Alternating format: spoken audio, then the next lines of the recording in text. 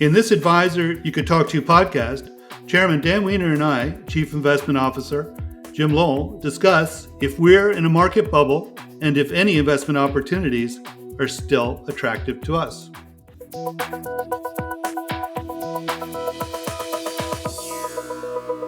Hello, this is Jim Lowell, and I'm the Chief Investment Officer at Advisor Investments.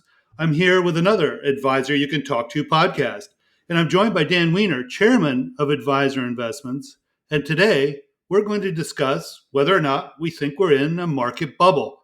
Market prices being driven rapidly higher by fear of missing out rather than fundamentals like earnings, interest rates, and economic data. How do we at Advisor Investments manage near-term risks, including the risk of irrational exuberance in market bubbles, while pursuing long-term returns? Dan, let's jump right in. What is a market bubble, and do you think we're in one? Well, I hoped you were going to ask me that question because, first of all, there is no definition of a stock market bubble. It's very easy to define what a bear market is, a stock market correction, even what signifies a new bull market. But what is a bubble?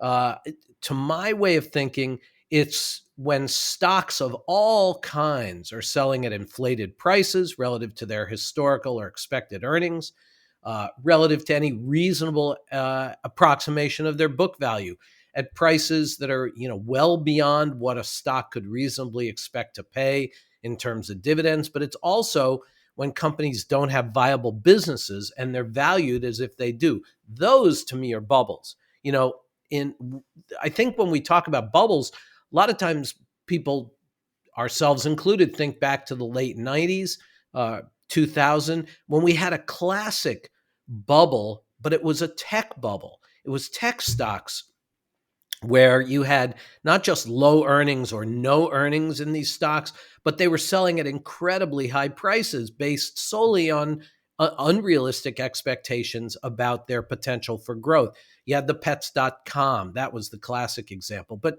Cisco was in a bubble. JDS Uniphase was a bubble stock. Many, many other stocks followed suit, but it really was in the tech sector. It wasn't the market as a whole because, when that bubble popped and the market cratered and actually the market went down from August of 2000 until it bottomed out in October of 2002. But in 2000, when that market fell down, healthcare did really well. So clearly, the entire market wasn't in a bubble. In the past year, we've seen companies like WeWork. They were definitely in a bubble, and that bubble burst before it got to the public markets. But the way it was being valued by private investors, that was a bubble. So I'm sorry, I don't think we're in a bubble right now. But I do think that this big bifurcation in the market between some of the mega cap tech stocks, some of the hot stocks, the Pelotons, the Teslas, the Zooms, the Etsy's, they could be in a bubble. But there's a lot of stocks that are not. Dan, I think that's exactly right. When I think of bubbles, I think of manias. So you mentioned pets.com. That was the sock puppet for the ages. I think of tulip bulbs, Florida swampland in the 1920s. And I'd say we're not seeing signs of that kind of mania so much as a kind of, maybe you could characterize it as manic momentum, which, like the tides, can work both ways, currently positively, but for good reasons as well as hopeful outcomes. It's not as if the drive into technology names is just simply willy-nilly. There are fundamental reasons to like technology names. Many of those companies are real companies with real earnings, real products. And we know that the coronavirus has, while it's cast a pall of uncertainty over the global economy, has actually accrued to the benefit of many, many technology companies. And with Fed fiscal and furlough stimulus, not just here, but globally, hope for a vaccine, there's reason to think that we're not so much in a bubble as we are in, obviously, a massively supported market rally. And I would say technology is not the whole market, as you pointed out. And technology is different this time. One of the phrases that we do not like to use with any frequency, but the reality is that you can hardly even brush your teeth without having technology involved these days. It's become ubiquitous and real. And in terms of the crowds clamoring for and focus on technology stocks, I mean, we don't think it's wrong minded, but it does create vast areas of markets, sectors, industries, regions that are absolutely being overlooked. And what matters to us, of course, is which companies are best positioned to provide goods and services to meet the highest and most sustained consumer, not just US, but global consumer demand, business to business demands in times of COVID 19 and hopefully soon beyond such times. Sure, but we need to, the term bubble is really great for headlines. I mean, it can really suck you into a story. But how do you call this a stock market bubble when sectors like the consumer discretionary sector, which of course is being driven by Amazon, and the technology sector are up over 20% for the year, but REITs, utilities, industrials, financials, energy stocks, they're all in the negative category. They haven't even, they are at losses for the year. So very hard to call the entire market a bubble. You know, uh, I think it's simplistic to say, to look at an Apple, a Microsoft, Amazon. They've had these fantastic gains over the last 18 months or so, and say they're in a bubble. But I think it comes down. Personally, I think it comes down much more to how do you get a valuation on a stock if you have no idea what they're going to earn. And we've seen over the past year, or the since the COVID outbreak and the shutdown of the economy, that corporate management has been unable or unwilling to make predictions about their expectations for earnings, given that they really don't know how quickly the economy is going to respond to the stimulus. They don't know how quickly it's going to rebound. But you do have companies, as you said, like the Apples, the Microsofts, the Zooms, Amazon, that do have uh, a good view on where their earnings are going to come from, because their businesses continue to prosper. So they're not, may not be in a bubble. They may actually be well valued, and you might say that the rest of the stocks in the market are actually undervalued because of uncertainty. So, if Jim, if you buy my premise, where some stocks are highly valued and are probably closer to a possible short-term pop, like we saw last week, and others are undervalued, your chief investment officer, where is our team finding? Talk about where we're finding the values in the market today. Absolutely. And as Chief Investment Officer, I'm complemented by Jeff Tomaso, our Director of Investment Research, and a team of excellent analysts who scour the globe for managers who are expert in bull, bear, in different markets, and who are constantly focusing on ways in which they can enhance not just the return side of the portfolio, but also mitigate near term risks that are known and also the potential for unknown risks. I'd say opportunities abide and abound in this marketplace, and that in fact, crises, while profoundly uncomfortable, actually help to create those opportunities, whether it's still within the technology sector, where, of course, superior stock selection will be key, or in, as you mentioned, some of the more value oriented areas of the market, which really have been overlooked, discounted, underappreciated here in the US, but also globally. And speaking of the globe, the world is a vast marketplace with a lot of complex intricacies that interrelate the markets, but also separate them. So we think the lost decade in Europe creates profound opportunities, plentiful opportunities in the hands of a good stock picker. We also think in the emerging markets, which behave differently, emerging market to emerging market in some manners, but also relate to the overall macro market trends of the leadership markets, that there are absolute opportunities. We think in the small and mid cap names, perhaps in particular, companies in the emerging and international space that cater to their own consumers so they don't get involved in issues like currency or trade wars.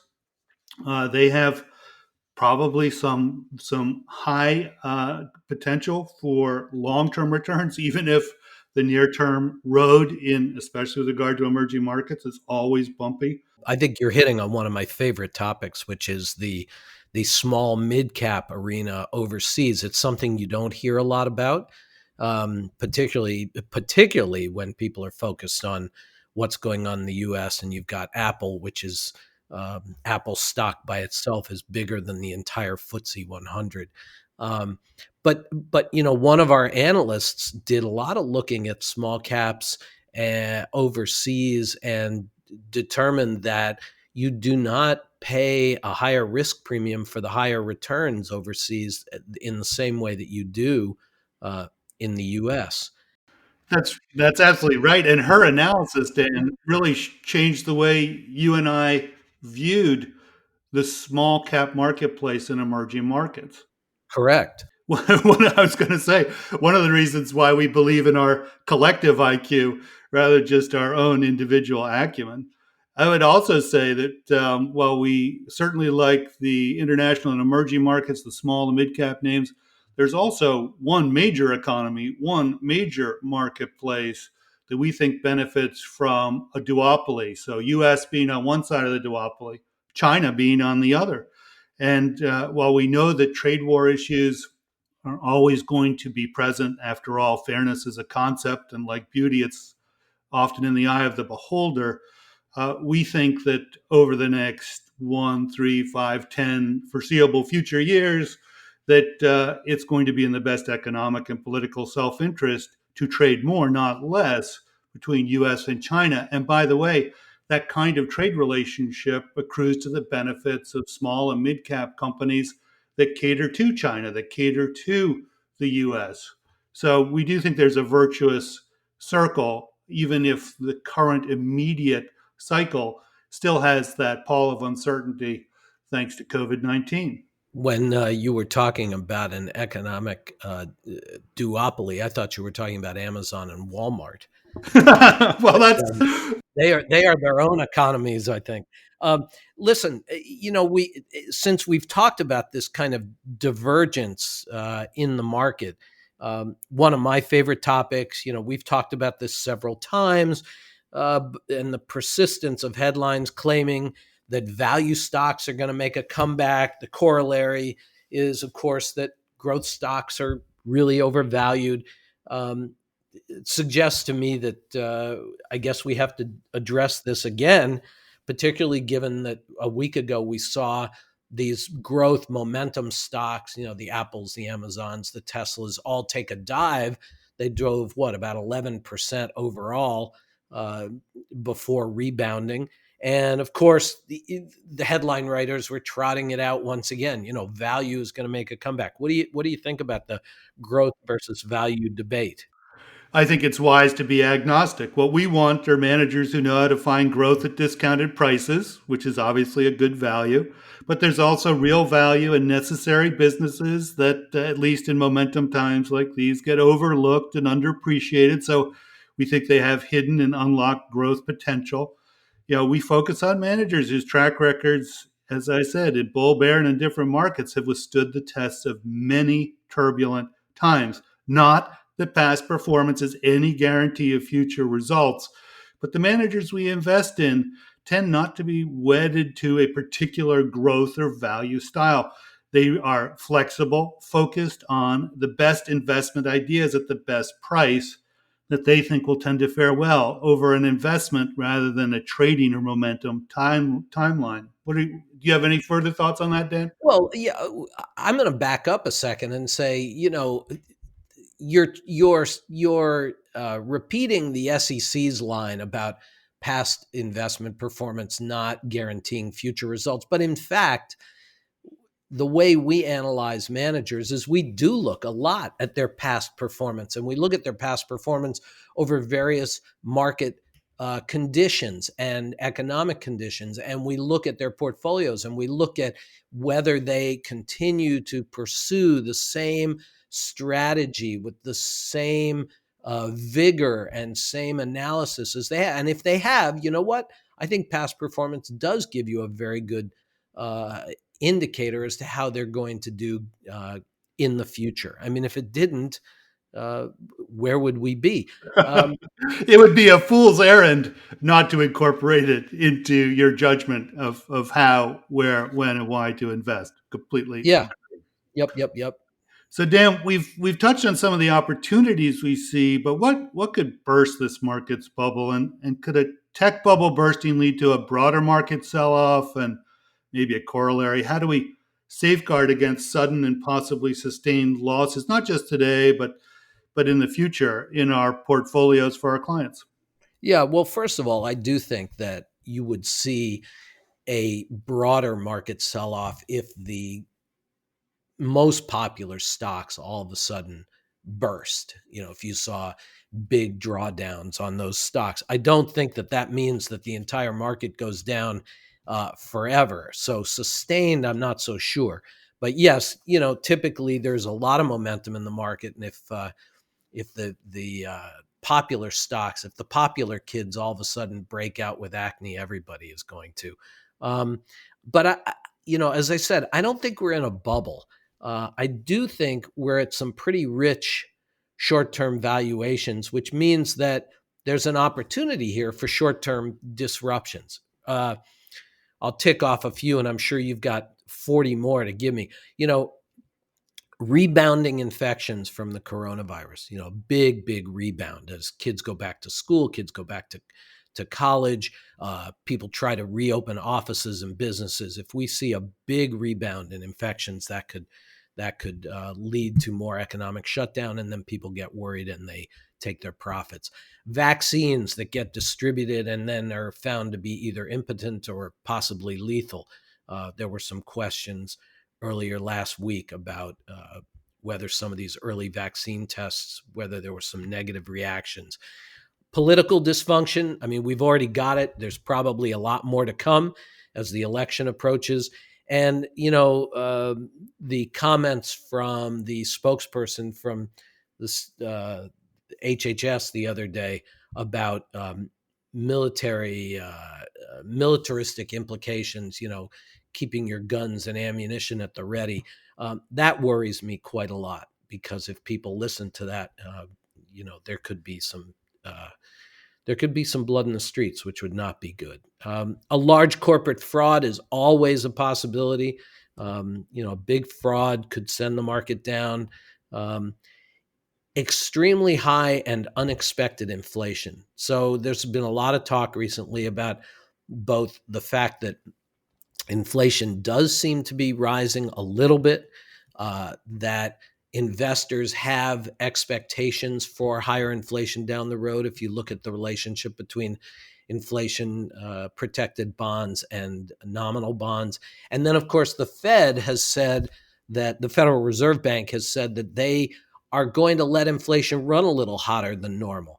They think that that's a good thing. So, all in all, uh, while there's an expectation that we're going to see higher inflation, if we got a big burst of high and unexpected inflation, that could send stocks down, at least on the short term. Um, I don't like to say it, but a political assassination on either side of the aisle, given the extreme divisions in the country today, could definitely uh, have an implications for the stock market and martial law. We've seen a lot of talk about law and order. If that led to some kind of lockdown in major cities, I hope we don't get there. But all of those things are the kinds of things that could drive at least a short term fast drop in the stock market. So that's just a few of the kind of bullet point ideas I have about what could throw the market into a spin, at least temporarily. All, of course, would be, in my view, short-lived phenomena, but it would happen.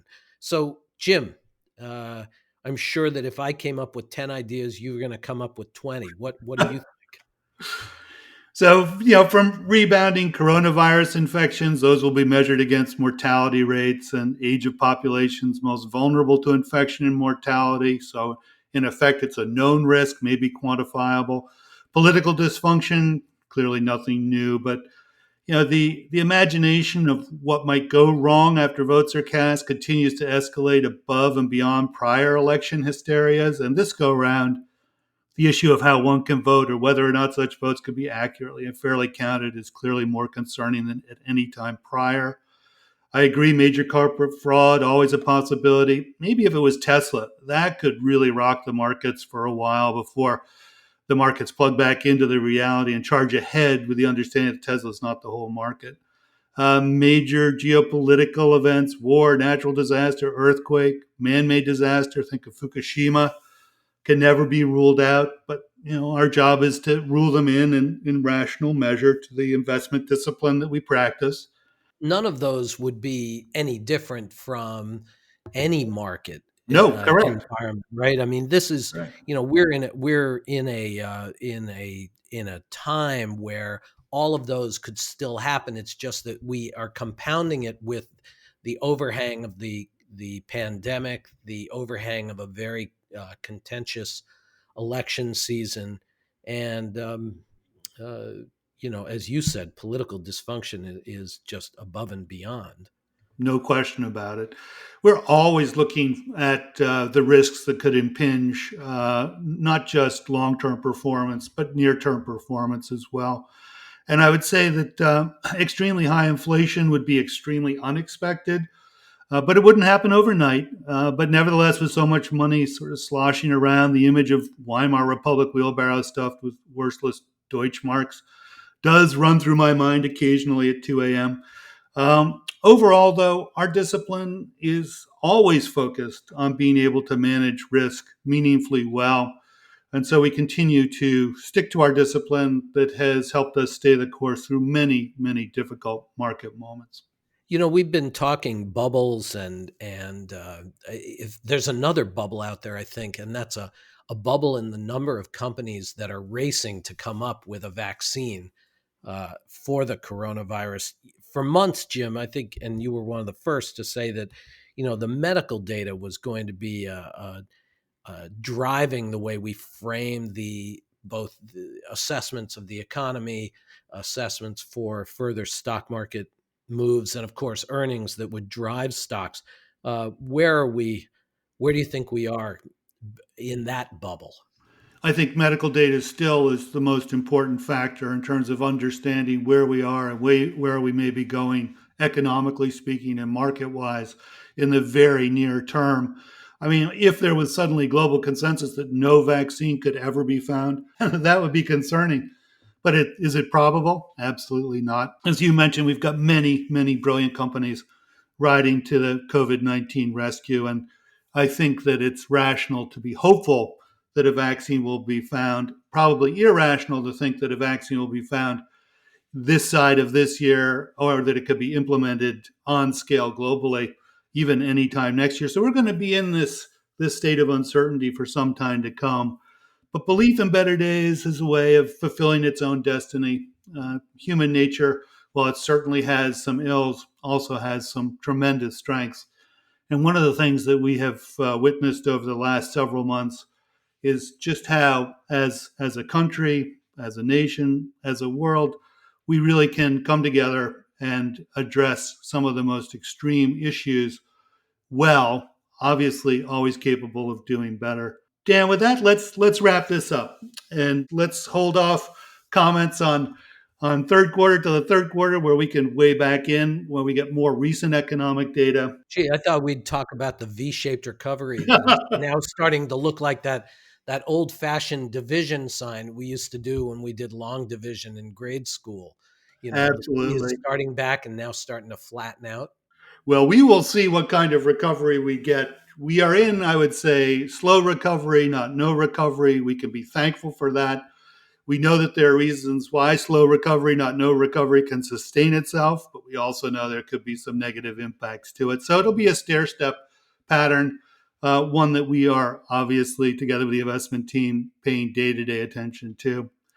And on that note, This has been Jim Lowell and Dan Wiener from Advisor Investments, thanking you for listening to the Advisor You Can Talk To podcast. If you enjoyed this conversation, please subscribe and review our show. You can check us out at advisorinvestments.com/podcasts. Your feedback really is always welcome. And if you have any questions or topics that you'd like us to explore, please email us at info@advisorinvestments.com. And thank you for listening.